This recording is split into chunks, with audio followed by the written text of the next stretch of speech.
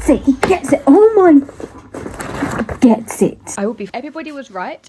The Grace of Kings is so good. So good. Cooney. Fucking Cooney. Not to mention... Not... Gia. Gia is the Yasna of fucking... Stormlight. With Grace of Kings. That makes sense. Right. Yeah. Love her. But...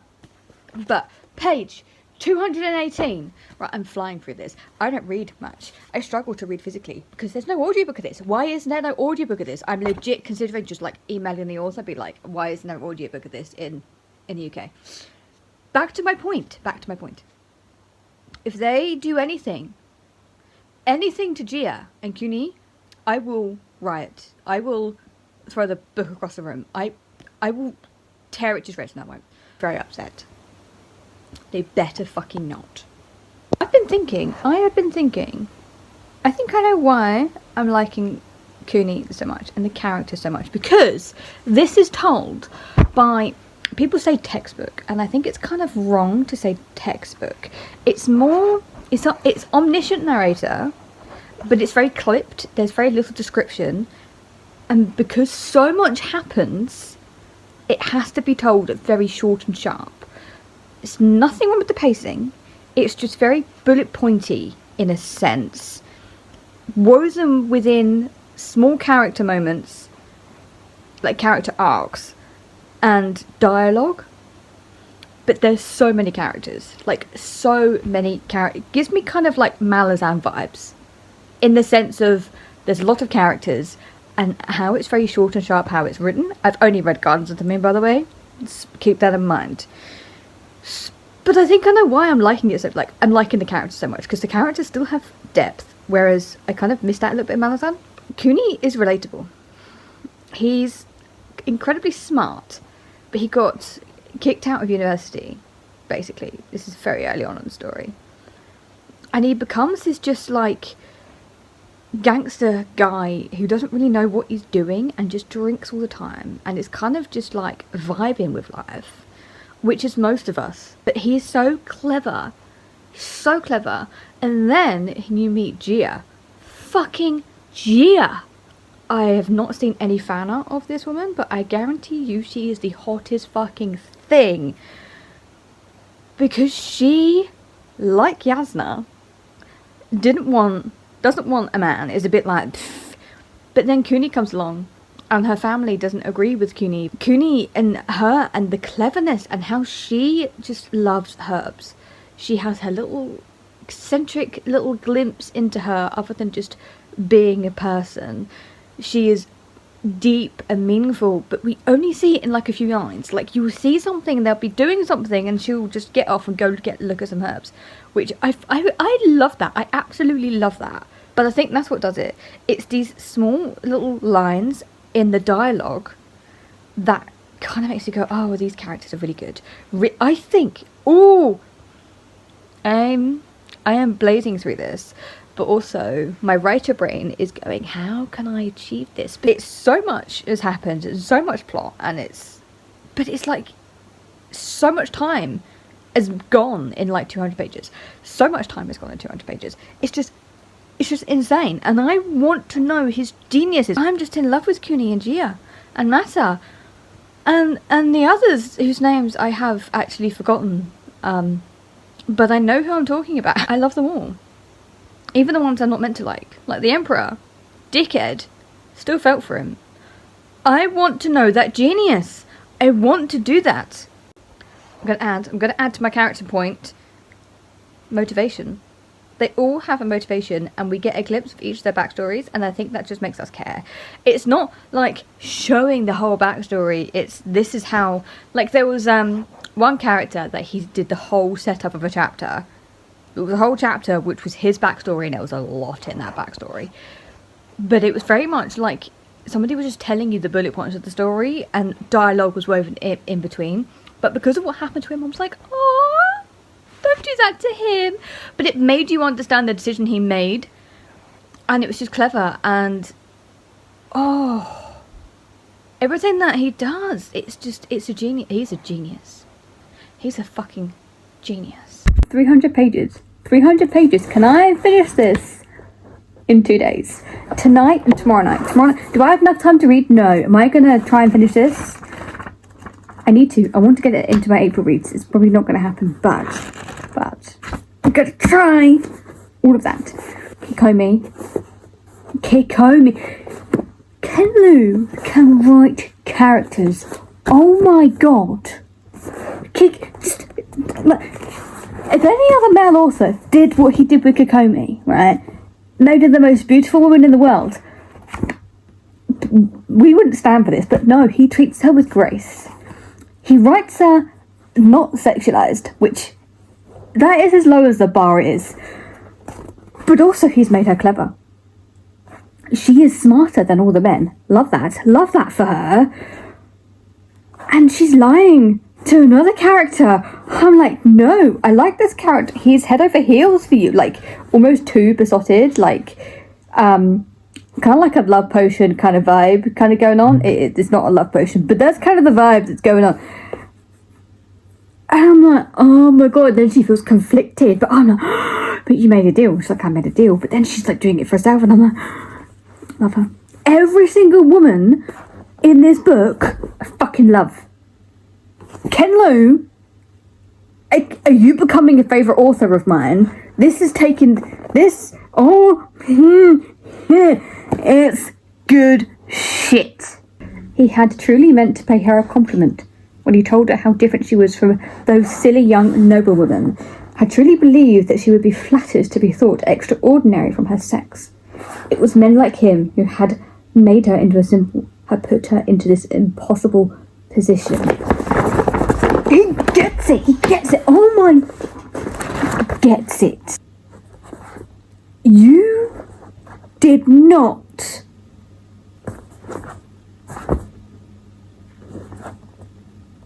This is some George R.R. Martin shit. No. I am determined to finish this today. I didn't get too far. I'm page 362 out of 618. I'm going to be reading this every spare moment I get. So, because I don't want to take it with me when I house it. I just don't. Because it would just, I'll finish it while I'm there, and it would just be staring at me the whole time and not sitting comfortably on my beautiful shelf. Is that a problem? Probably. Is that a me thing? Yes. I don't care. I'm going to try. I have 45 minutes before I have to leave for work. So, let's see. Let's dive back in. Ooh, a sense of betrayal coming. And it's a betrayal that's going to come purely from miscommunication. And that's so typical of men. So fucking typical. And just because you didn't sit down and talk to each other and find out, you're just going to decide you're just going to hate each other now. I sense that coming. That's coming. I have a feeling this is going to go bad for Mata. As much as I like and hate Peering, I think he's right in this. He reminds me of Littlefinger. It reminds me of, yeah. I get Littlefinger vibes. It's going to go bad for Mata. It's just, and I'm here for that. I want to see him burn because he's too prideful and also likes killing too much. Cooney is a much better character. He's more kind-hearted, as he should be. Man, I do not want Mata to become emperor. And I suspect it's kind of what's going to happen. But I'm kind of hoping it's going to kick him in the arse in the end. Or she.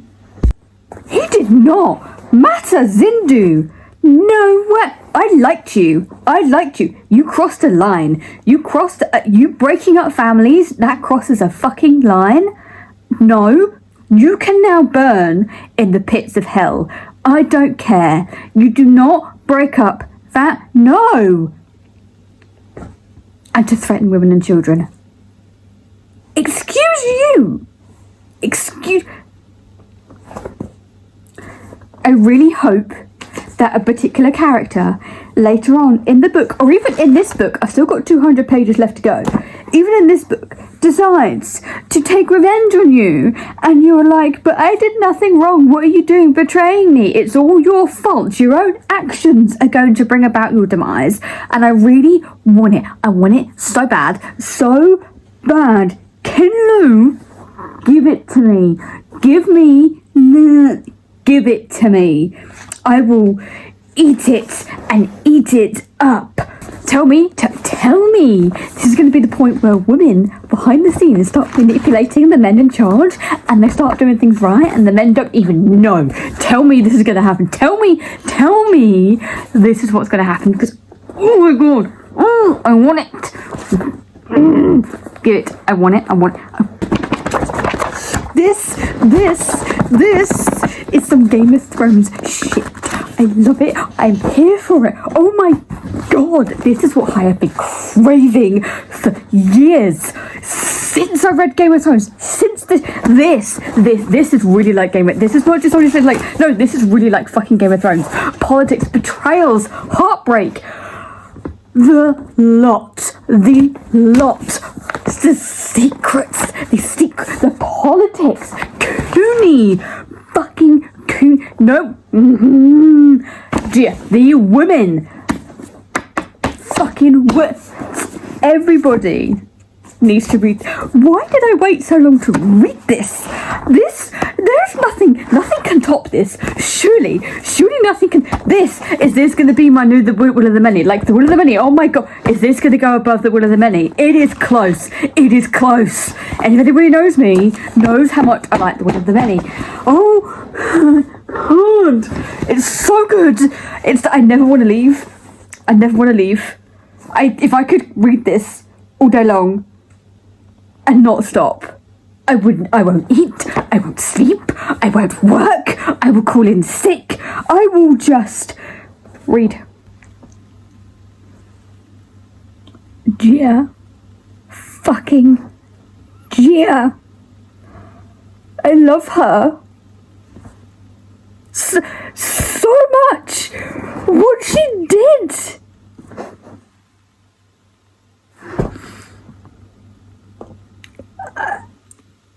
Fucking badass. I cannot wait to see what she does in the future. Man. Oh, fucking Gia. The sacrifices she makes. She reminds me a little of Cersei, but better. Like, clever, and actually seeing far ahead and being manipulative, sacrificing herself to help others, and also like potentially helping her life as well, but also the Empire. Gia is a fucking goddess. You cannot change my mind. Why do I get the feeling something bad's gonna happen?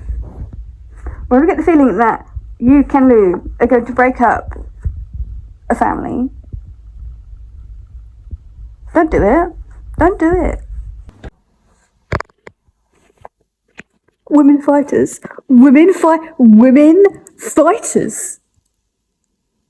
Oh my god, I am living for this rebellion coming up. I am living for this shit. Holy, this is better than fucking Game of Thrones, guys. This is crack. This is fucking crack. I kid you not.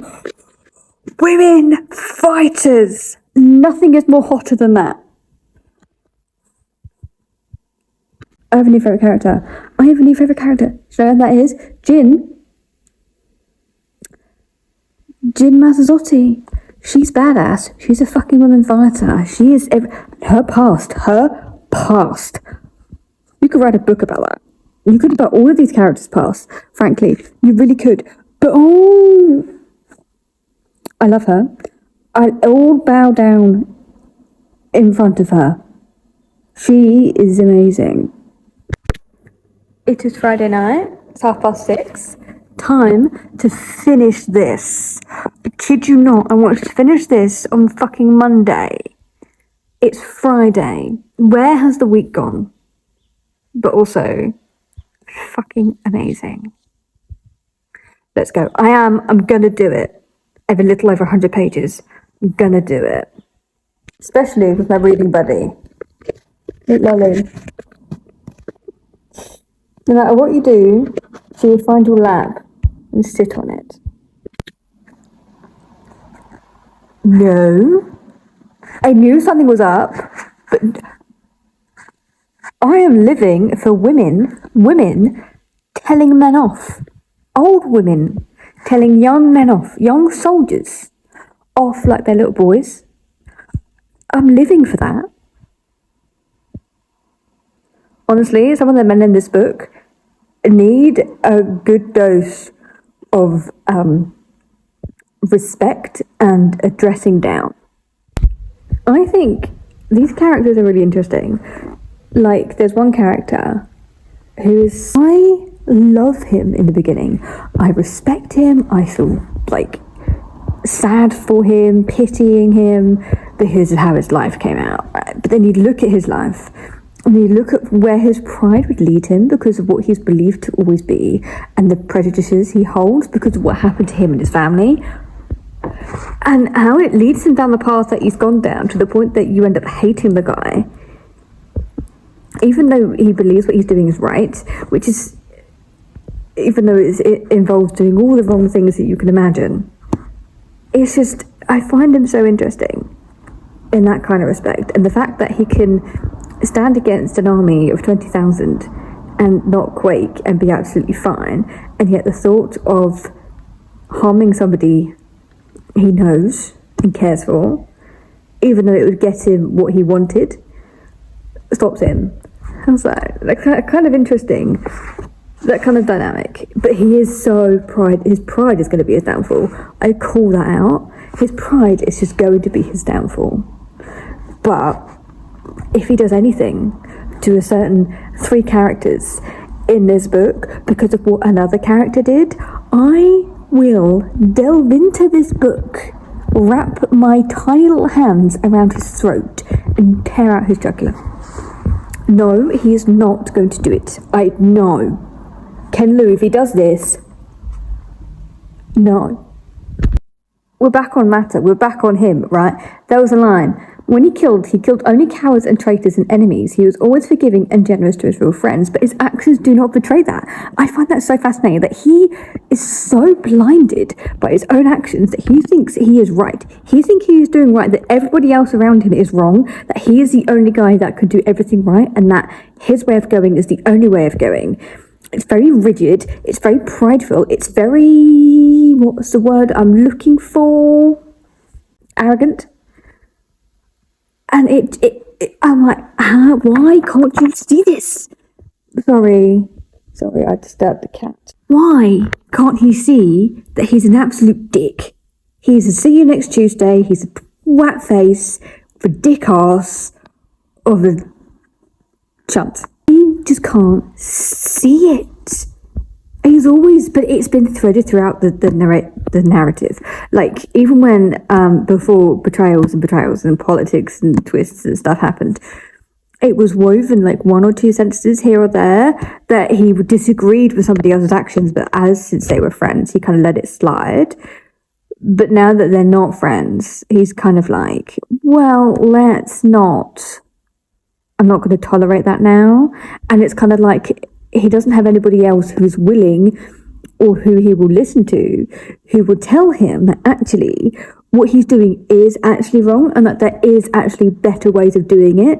Because in the beginning he was shown a better way of doing it, but he didn't learn that was actually the right way. He was like, oh, okay, but it wasn't like his natural state to think, to like do this and like go on that kind of way of problem solving. He's just typically a man with a sword, and the way that he thinks of solving problems is just to lop people's heads off, which is like, that doesn't work.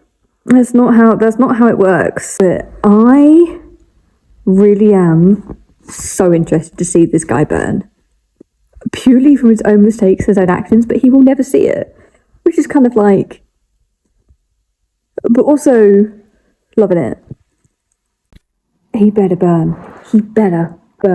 Disrespecting women just because she's making a lovely painting of you, but because you deem it feminine arts, and it's not great as going into battle because you are just so much better than everybody else. No, you can piss off on disrespecting women just because they are women.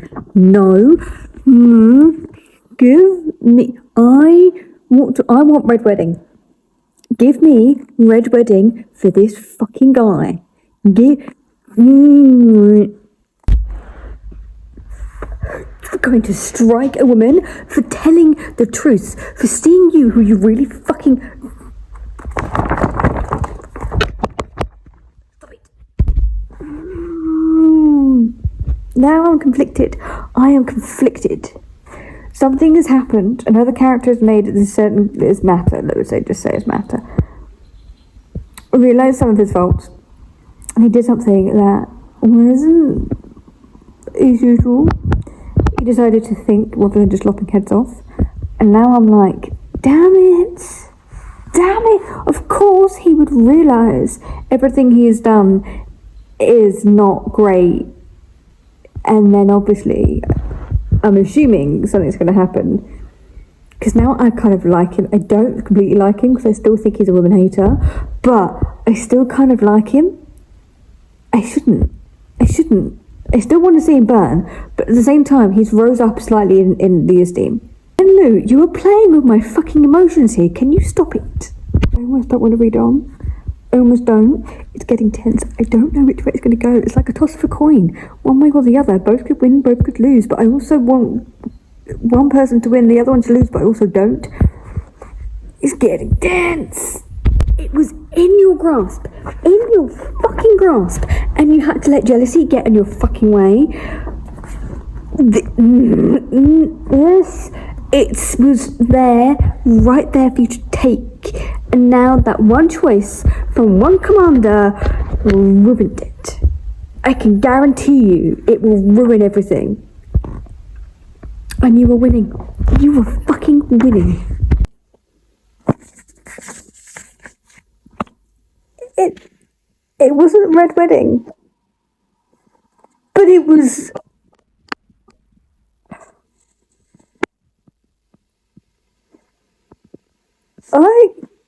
I have no words. I have no words for that. Oh my god. The loyalty, but also taking the choice into your own hands.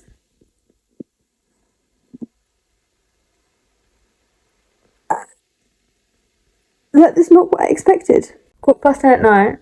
And I finished it. I actually finished it. It just took me almost a week longer than I originally planned. But by the by, let's talk thoughts. I'm not going to spoil it. I'm just going to give my overall vibe on how I felt. And to be honest, majority of the book, until like the last 40 pages, it had me in a chokehold. I was hooked. I was fucking mate, it was slapping. It was fucking ace, right? It was just incredible. But then a plot point happened. It made like the whole point leading up to this particular moment kind of fizzle and be almost pointless in a sense. Not quite, but almost. So I was like, oh, I don't like this. But then he brought it back with a horrifying moment, which still horrified. There was just something that wasn't there. Maybe I wanted more geniusness for the ending, because the ending, it just kind of fizzled. Like, I liked it, and then I didn't like it. It just kind of fizzled, and I understand. This can be read as a standalone. You can read it as a standalone, I think, even though it was part of a series. And I kind of probably expected more to come from the ending. I probably wanted a bit more of a clash, bit more of a, oh my god, ending, and I just didn't seem to get that, because I was having that for most of the book, but it just wasn't there for the ending, so it just didn't really hit that well for me, which it was going to be 5 stars.